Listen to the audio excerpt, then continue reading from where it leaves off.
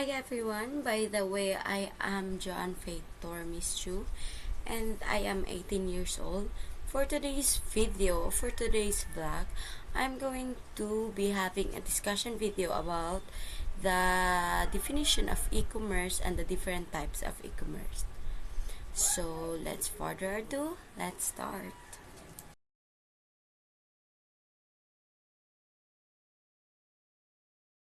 So, yeah, let's start.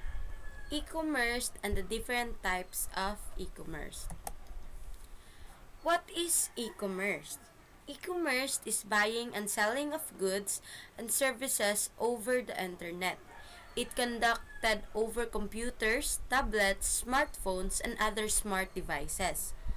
Almost anything can be purchased through e-commerce today. It can be substitute for brick and mortar stores, though some businesses chooses to maintain both. Examples. There are some pretty major examples of e-commerce businesses that have made it big, including Amazon, Flipkart, eBay, and Myntra. So, these are the 6 different types of e-commerce. Business to business or B2B. Business to consumers, B2C. Consumer to consumer, C2C. Consumer to business, C2B. Business to administration, B2A. And lastly, consumer to administration, C2A.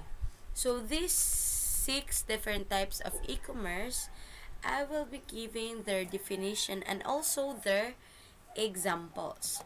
So let's proceed to business to business, or also called as B2B. B2B e-commerce refers to the sales of goods or services between business via an online sales portal. While sometimes the buyer in the end user, often the buyer resells to the consumers. This type of e-commerce typically applies to the relationship between producers and wholesalers. It may additionally remain applied to the relationship between the producers and or the wholesalers and the retailers themselves. So examples of these models are ExxonMobil Corporation, the Chevron Corporation, Boeing, and Archer Daniels Midland. These businesses have custom enterprises e-commerce platforms that work directly with other businesses in a closed environment. So let's proceed to business to consumer or B2C. Business consumers, B2C, or direct to consumers is most common e-commerce model. It deals in electronic business relationships between business, both producers and service providers, with end consumers. Many people like this method of e-commerce as it allows them to shop around for the best prices, read customers' reviews, and often find products that they would not otherwise be exposed to in the physical retail world. This e-commerce category also enables business to develop a more personalized relationship with their customers. Examples of B2C business are everywhere. Exclusively online retailers included Overstock.com, Wish, and Modcloth. Major B2C model brick and mortar business include Staples, Walmart, Target, and and Gap, sorry. So let's proceed to consumer to business. C2B. Consumer to business or C2B e-commerce is when a consumer makes their services or products available for companies to purchase.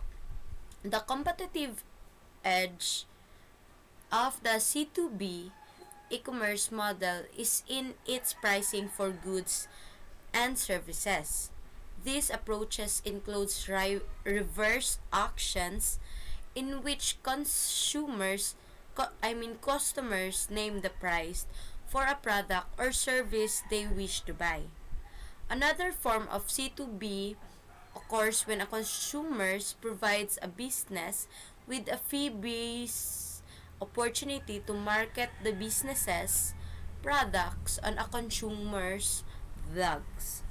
Examples of C2B include a graphic designer customizing a company logo or a photographer taking photos for an e-commerce website.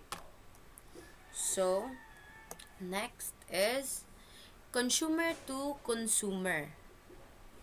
C2C, consumer to consumer, or C2C, or customer to customer, represents a market environment where one customer purchases goods from another customer using a third-party business or platform to facilitate that transactions.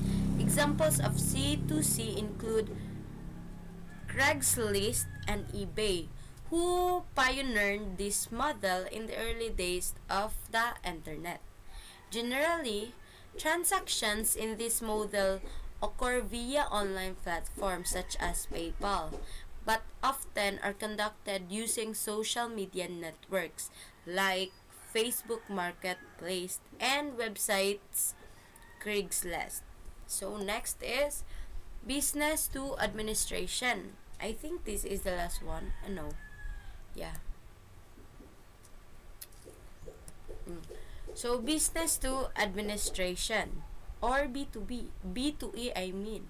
Business to administration or B2A, also known as business to government B2G, refers to all the transactions between the companies and public administrations or government agencies.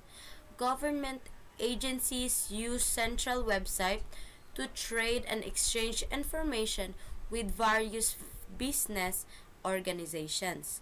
This is an area that involves many services, particularly in areas such as social security, employment, and legal documents.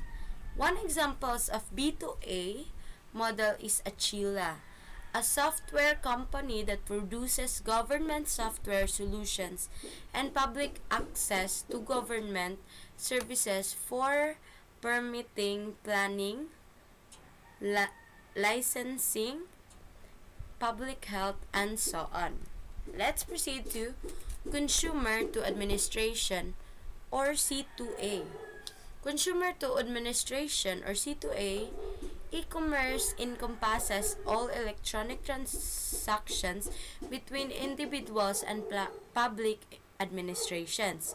The C2A e-commerce model helps the consumer post their queries and requires information regarding the public sector directly from their local governments or authorities. It provides an easy way to establish communication between the consumers and the government. Example of C2A include taxes or filing taxes returns, health, scheduling an appointment using online services, and paying tuition for a higher education. So, that's all. And so as you heard that I've discussed a definition and example. So I hope you learn from this video, and that's the end of my discussion, and bye. That's all. Thank you.